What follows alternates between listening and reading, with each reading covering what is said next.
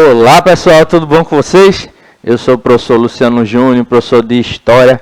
Nós vamos para mais uma aula de História para as turminhas do 6º ano pelo Educa Recife. E hoje naquele clima, né pessoal, do sextou, mas como a gente diz, não é porque sextou que tu agora sextarás, né? Primeiro a gente tem a nossa aula de História, aí depois vocês podem curtir a sexta-feira, logicamente, se não tiverem que ir para a escola ainda, né?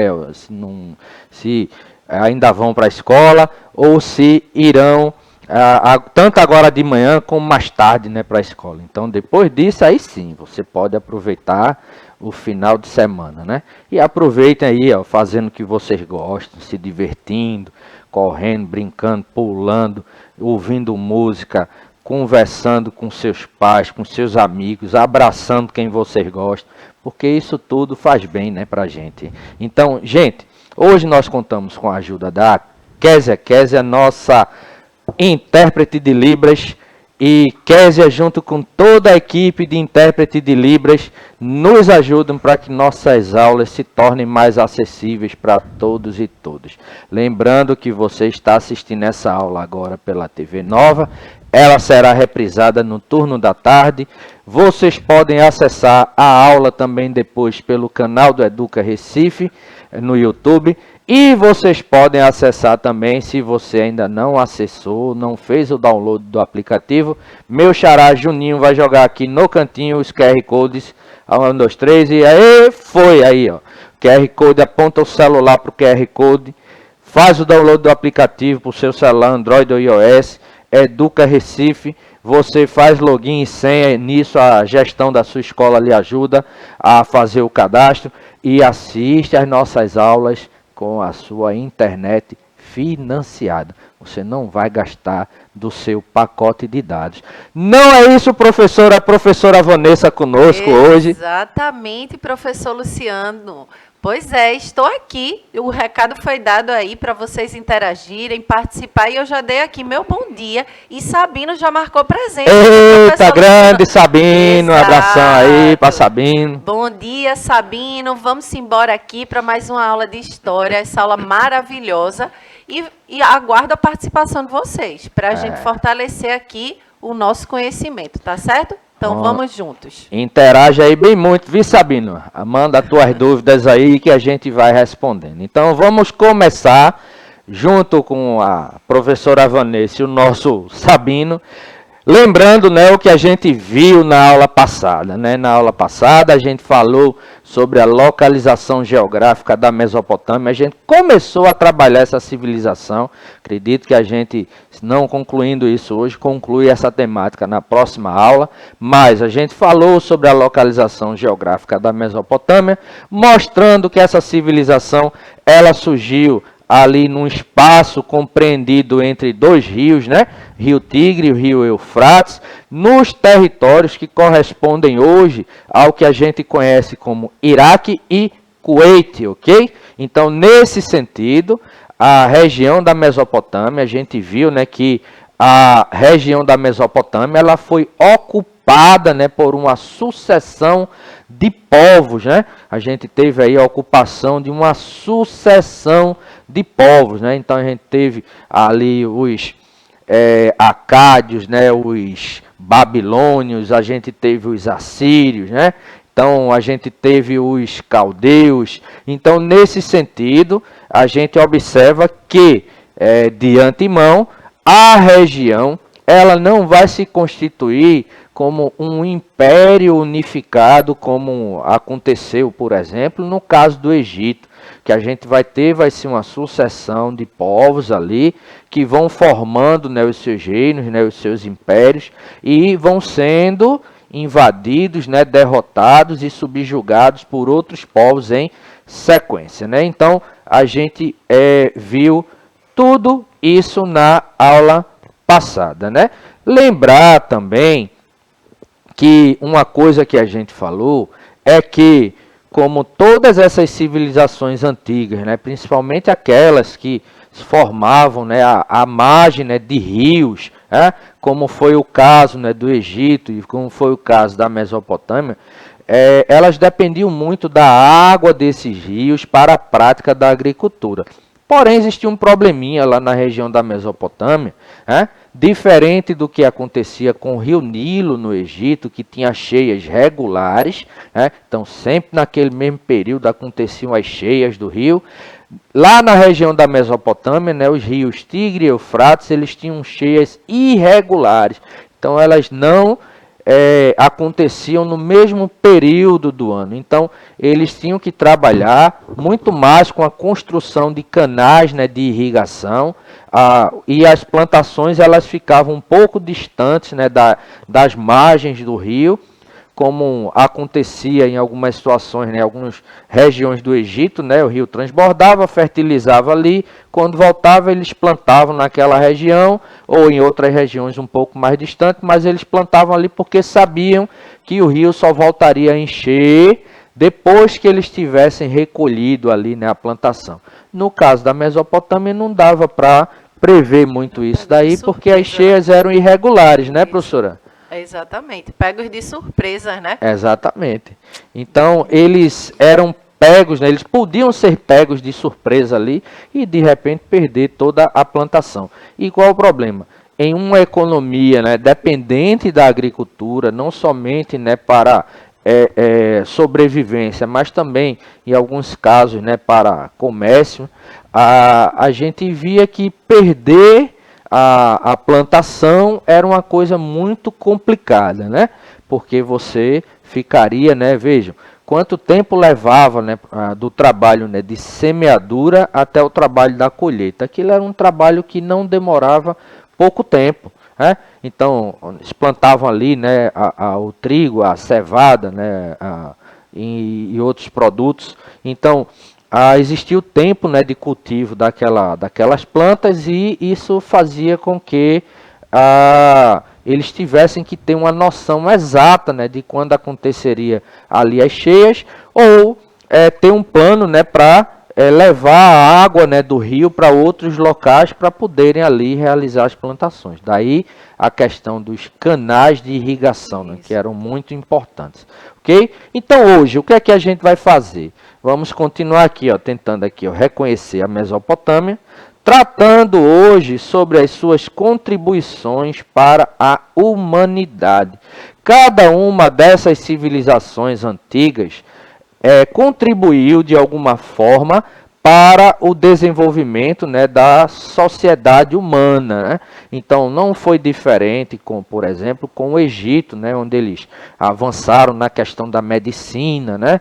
Os egípcios eles tinham ervas ali, né, ervas para o cultivo, para diversas, né, doenças, né? Acredita-se, né, que inclusive eles já realizavam pequenas cirurgias, né? Tudo isso em decorrência da crença na vida após a morte, né? E do desenvolvimento da prática da mumificação. Mas ali avançaram na matemática, na astronomia, na astrologia, certo? Então, contribuíram bastante. O cálculo, por exemplo, da área de figuras, né? Então, nesse sentido, a gente tem aí, ó, a Mesopotâmia não vai ser diferente, assim como outros povos da antiguidade também não vai ser diferente. A gente estudou a China antiga, viu que a China, né, ela contribuiu aí, por exemplo, com o desenvolvimento da seda, do papel, da pólvora, o macarrão, né, que o pessoal associa muito à Itália, mas o macarrão é uma invenção chinesa, certo? Então, a gente hoje, né, quem consome, né, macarrão, quem gosta muito, né, do macarrão, né, deve isso à invenção desse gênero aí alimentício, né, aos chineses, né? E eles são fera, inclusive, né, professora, na questão das massas instantâneas, né? Quem nunca comeu um miojozinho, né? Então, um miojo, né, que salva muita gente aí em algumas situações emergenciais, né? Esse tipo de macarrão instantâneo foi inventado lá na na região da China, né? Então vejam, vamos começar falando um pouco sobre a economia, né, mesopotâmica, né? Algumas coisas a gente já falou, mas a gente vai aqui acrescentando. Então vejam, vamos aqui, ó. A base da economia era a agricultura, né? Isso a gente já falou aqui, tem imagem, ó, o pessoal cultivando aqui, né, os produtos, né? E a pecuária, ou seja, a criação, né, de animais, né? Não havia moedas cunhadas na economia mesopotâmica. Veja, a gente acabou de ver, né, a gente viu na aula passada, né, que, por exemplo, a Mesopotâmia ela desenvolveu um tipo de escrita. Inclusive a escrita, né, surge aí com a Suméria, né, com os sumérios, né, um povo, né, que habitou aí na região da Mesopotâmia, na região da Mesopotâmia, né, então, nesse sentido, a escrita era chamada de cuneiforme, ou seja, em forma de cunhagem. Cunhagem é o processo, por exemplo, utilizado na fabricação de moedas. Se você tiver uma moeda aí junto de você, você pega, né? Você vai observar que na moeda ela tem ali todo aquele desenhozinho, né, do valor. Atrás geralmente tem um rosto de uma figura, né, importante aí para a história, né, do país, ou uma figura, né, ao qual se presta uma homenagem. E nesse sentido você toca na superfície da moeda, você vai perceber, né, os altos e baixos ali, né, que dão a forma do que está impresso. Aquilo ali, em alto e baixo relevo, é o que a gente chama de cunhagem. Então, os mesopotâmicos faziam isso, só que não com uma prensa, né, e não no metal, né, como a gente conhece, né, como a gente vê hoje, por exemplo, na fabricação da moeda, mas em tabuinhas de barro, de madeira, e com estilete, né, uma pontinha ali de madeira, né? Eles iam cavando ali os símbolos, mais de 360 símbolos, né, que compunham aí a chamada escrita cuneiforme. Então, nesse sentido, não havia moeda cunhada, né, fabricada na economia. Então, a economia se dava ainda, né, à base da troca aí de produto por produto, né? Inicialmente era a economia agrícola, né, de subsistência, ou seja, tudo que era produzido para consumo, ou seja, a subsistência você produz aquilo que você vai consumir, mas evolui para uma produção de excedentes, dando origem ao comércio. Então, na medida que eles foram produzindo mais do que eles tinham necessidade de utilizar, eles foram pegando aquilo que sobrava e comercializando com outros territórios, ok? Outra coisa, a gente tinha aí, ó, a exportação de cereais, instrumentos de metal e tecidos. Então, isso tudo era equilibrado pela importação de diversas matérias-primas não existentes na região e buscadas na região da Índia e da Pérsia, né? Então, nesse sentido, o que é que a gente vai ter? Eles utilizavam aquela produção que sobrava, certo, do trabalho agrícola para trocar por produtos que não existiam na região e que muitas vezes eram matéria-prima para a produção de outros produtos, certo? Então, esse desenvolvimento aqui resultou, ó, no desenvolvimento de um sistema financeiro com a presença de bancos e instituições de crédito, né? Então, vejam, eles vão transitando aí de uma economia de subsistência para uma economia comercial, uma economia interna para uma economia, né, de comércio externo, né? Isso com o passar do tempo, ok? Aí veja, em resumo, a economia mesopotâmica ela era baseada na agricultura e na pecuária, certo? O comércio se dava inicialmente à base do escambo, né, o nome que a gente dá para a troca de produto por produto. Exemplo, eu produzo trigo, a professora Vanessa produz milho. Então, eu preciso, né, de milho, o que é que eu faço? Pego um punhado do trigo que eu produzo e negocio com ela a troca, né, por um punhado do milho que ela produz. Então, isso seria o escambo, ok? Então, em outras palavras, na época que eu era criança, né, que eu tinha a idade de vocês, a gente fazia muito isso, por exemplo, quando a gente, né, colecionava figurinha, certo? Então, álbum de figurinha, tá aí, ó, chegando a Copa do Mundo e o pessoal já comprando os álbuns, né? Sobrinho recentemente comprou o álbum, né, da Copa do Mundo e tá lá colecionando as figurinhas. Então, ele pega e faz o quê? Ele troca as figurinhas que ele tem repetidas, ou seja, o que está sobrando, né, nesse caso, por figurinhas novas, né, que ele não tem. Então, nesse sentido, ele faz aí uma relação de escambo, certo? É mais ou menos isso. Ou a gente usava, né, uma outra palavra, né? Eu tenho aqui um sapato, né, que eu não estou gostando muito. Se tu quiser, a gente faz um rolo aí, né? A gente troca, né? Faz a troca do sapato por um outro sapato que ele tenha, né, não gosta, ou por um outro produto qualquer. Então, era o escambo, né? O artesanato, né? A produção artesanal, né, manual, né, aí, ó, manufaturas.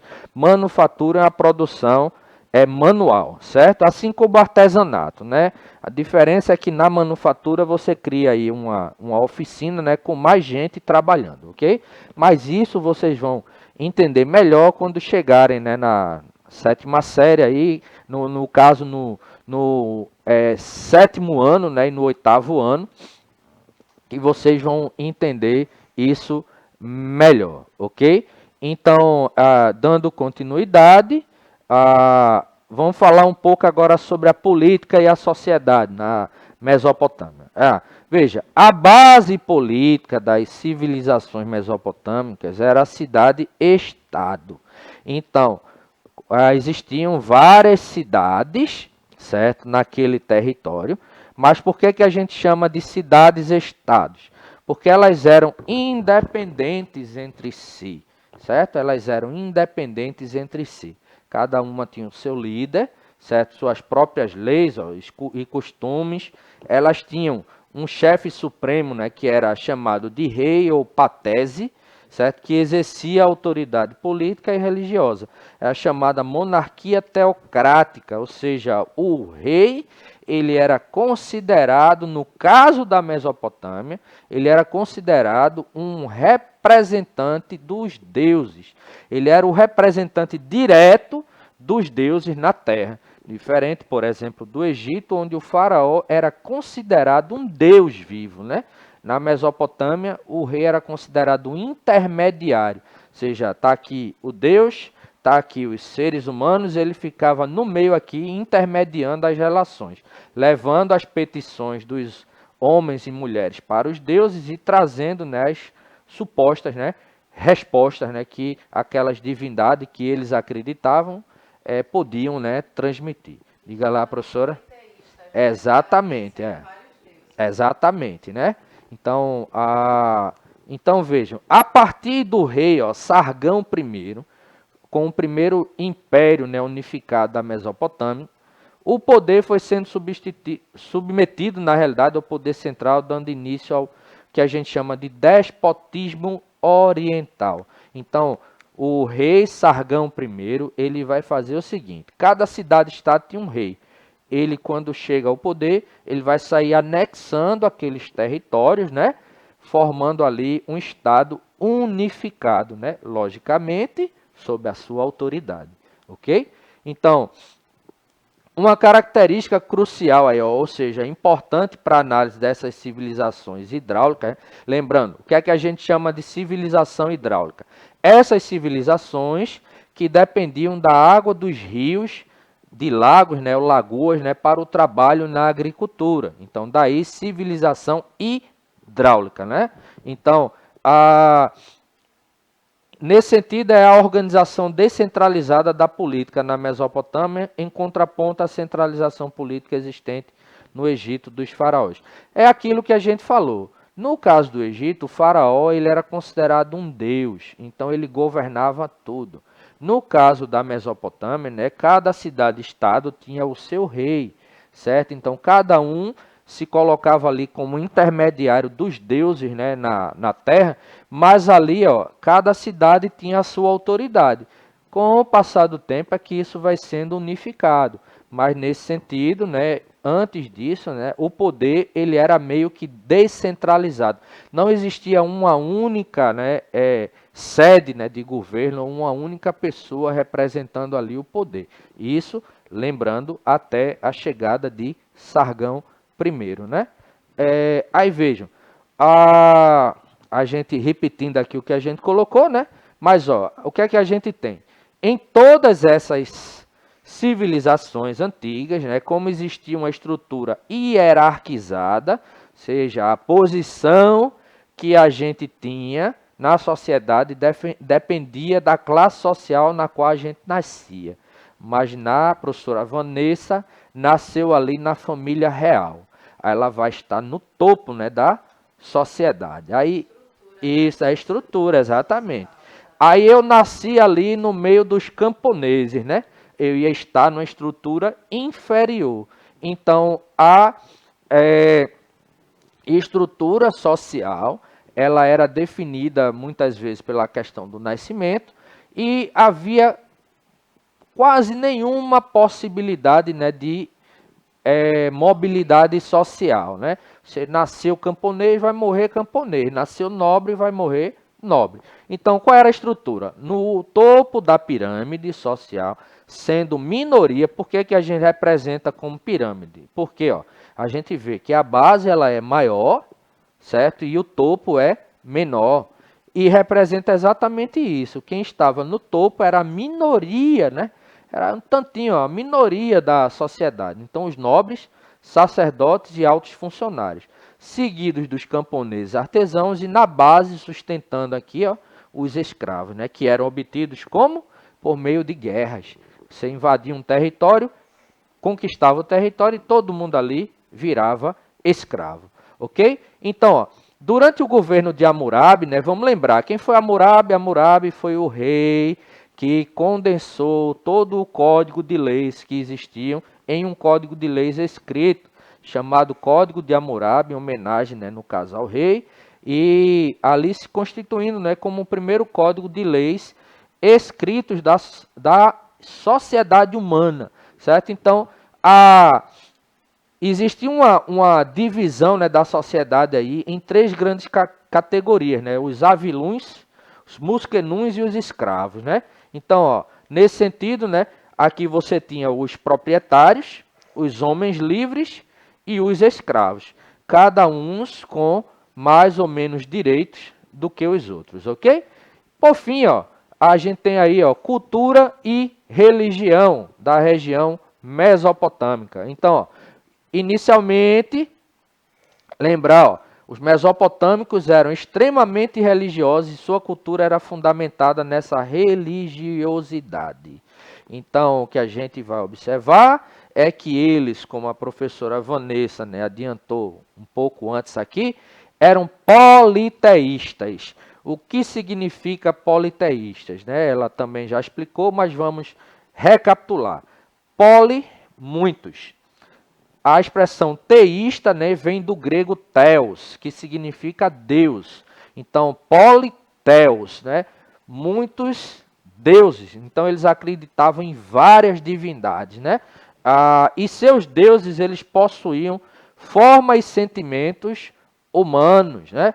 A gente observou, por exemplo, quando a gente estudou o Egito Antigo, a gente viu que os deuses egípcios eles eram um misto ali, né? Eles tinham o que a gente chama de forma, né, antropozoomórfica. Antropos, homem, zoo, animal, morfos, forma. Forma que misturava, né, elementos humanos e animais. Geralmente a gente via o camarada lá com um corpão lá de homem ou de mulher e com a cabeça de algum animal, né? Aí a gente tinha os deuses, por exemplo, o Anubis, né, que era o deus dos mortos, o Osíris, né, o Sete, né, a Ísis, né, então a Bastete, né, que era a deusa, né, que tinha lá um corpo de mulher e um rosto, né, de gata, né. Então, nesse sentido, né, a gente tinha isso no Egito. No caso da Mesopotâmia é diferente. Os deuses eles tinham formas, né, e sentimentos humanos, mas existiam vários, né, eram vários deuses, né. Então, cada cidade possuía um deus protetor, que era transformado em Deus Supremo quando a cidade era protegida, né, por ele, né, e se tornava a capital de um império. Na verdade, quando a cidade protegida por ele se tornava a capital do império. É tipo assim, você tinha uma cidade, aí ali você tem um Deus protetor. Se aquela cidade, né, o pessoal daquela cidade domina as outras, eles vão impor ali aquele Deus protetor como um Deus de todas as outras cidades. Não que elas deixassem de cultuar os deuses protetores ali, mas aquele se tornava a principal divindade, ok? Quando os babilônios construíram impérios, por exemplo, o deus Marduk, que é esse que está aqui ó, na imagem, passou a ser a principal divindade, né, de toda a Mesopotâmia.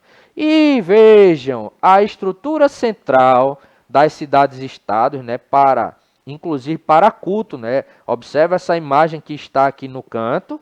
Isso é o que a gente chama de zigurate, certo? Era um prédio, né, ali, um edifício erguido ali, né, que tinha as escadarias arrodeando, né, bem altos, né, e lá no topo, né, eles realizavam os ritos religiosos.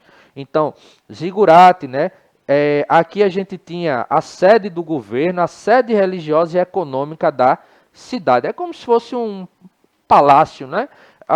Então, o mais elaborado dos zigurates, ele recebeu o nome de Etemenanque, ou Etemenanque, que é conhecido popularmente como a Torre de Babel, que foi construída aí, ó, no Segundo Império Babilônico, né? E a gente vai ter também aí, ó, junto à Torre de Babel, a construção dos Jardins Suspensos da Babilônia, que foram considerados uma das 7 maravilhas do mundo antigo, né? Então veja, a Torre de Babel, a gente encontra o relato, né, da Torre de Babel na Bíblia, né? Tem lá no livro do Gênesis, né, tem o relato da construção da Torre de Babel. É exatamente esse grande zigurate, né, mesopotâmico, né?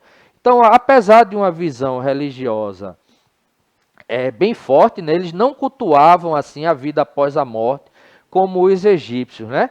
E outra coisa, os mesopotâmicos, né, para a gente ir encerrando a nossa aula, eles foram grandes conhecedores da matemática, desenvolvendo aí estudos de geometria, álgebra, bem como estudos de astronomia, promovendo aí a divisão da circunferência em 360 graus, do tempo em segundos, horas e dias, e a astrologia, certo? Ela foi uma criação mesopotâmica. Hoje, né, professora, quando a gente olha lá os signos do zodíaco, né, a gente remete aqui, ó, aos mesopotâmicos, né? No meu caso, né, eu sou do signo de Peixes e a professora Sagitário aí, ó, mas tá lá os 12 signos do zodíaco, tudo isso aqui, ó, vem daqui da Mesopotâmia. Você sabia disso? Se não sabia, você passou a saber. E é isso, gente. A gente encerra a nossa aula por aqui. Vou aproveitar que a gente falou, né, em signos, e quando sair vou ver o que é que está dizendo o horóscopo do dia para mim hoje, né? Olha até porque aí. agora sextou. Então, valeu, professora Vanessa. Valeu, gente. Obrigada pela participação, Sabina. Um beijo e até a próxima aula. Tchau, tchau. Valeu, Sabino. Valeu, Kezinha. Tchau, pessoal. Até a próxima aula.